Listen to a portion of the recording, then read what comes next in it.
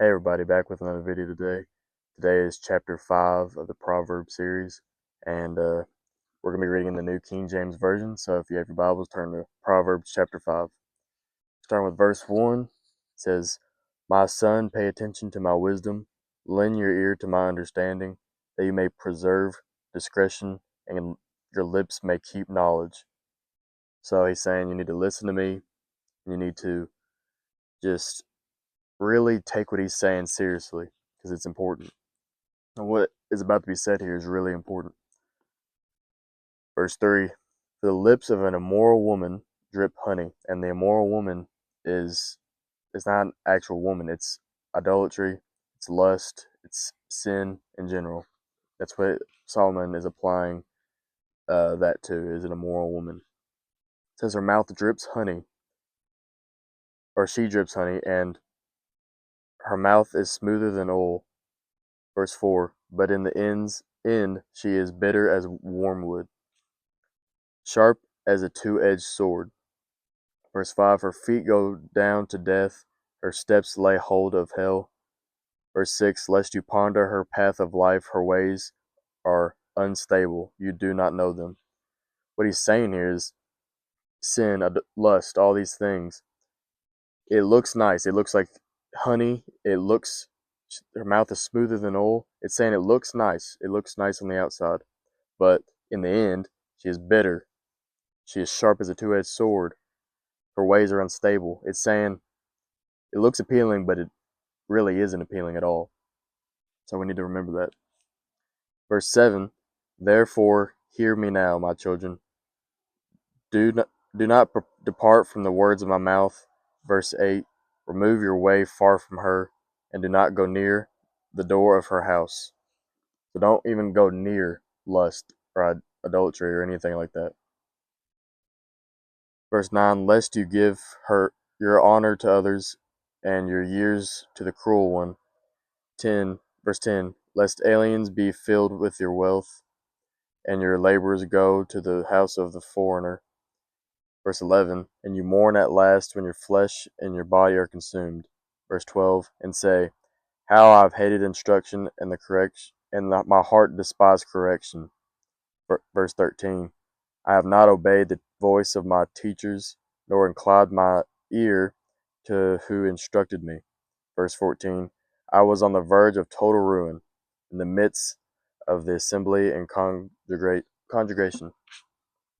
Verse 15, drink water from your own cistern, and running water from your own well.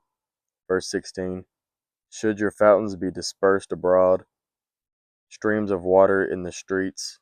Verse 17, let them be only your own, and not for strangers with you. Let your fountain be blessed, and rejoice with the wife of your youth, as a loving deer and a graceful doe. Let her breast satisfy you at all times, and always be enraptured with her love.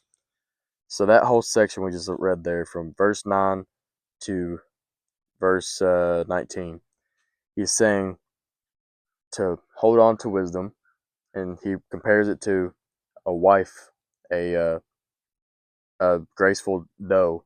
He compares it to these things as they're saying it's a good thing to hold on to, and it's graceful, it's pure, innocent, and you need to hold on to it, and you need to not let go of it at any time, and to always have it as yours, and to always be enraptured with her love, always be with wisdom. Verse 20, for why should you, my son, be enraptured by a immoral woman, or lust, or sin, or anything like that, and be embraced in the arms of a seductress? So why would you want to be caught up in sin that leads to death? Her ways are unstable, but wisdom is stable. The ways of wisdom are stable, they are right, and they will lead to a fountain of life, it says. And verse 21, for the ways of a man are before the eyes of the Lord, and he ponders all his paths.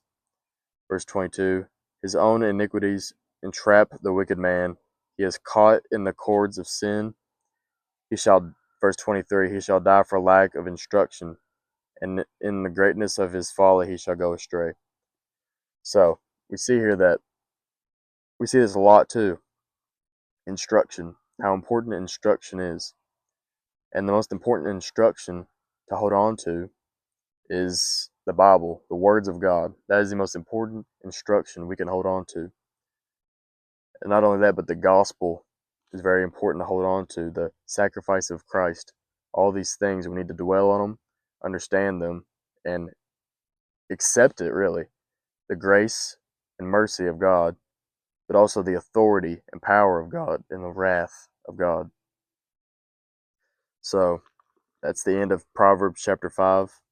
The main message of that is lust and sin and stuff can look appealing and it can look, attractive, but really on the inside it is evil and unstable, and it leads you down to death.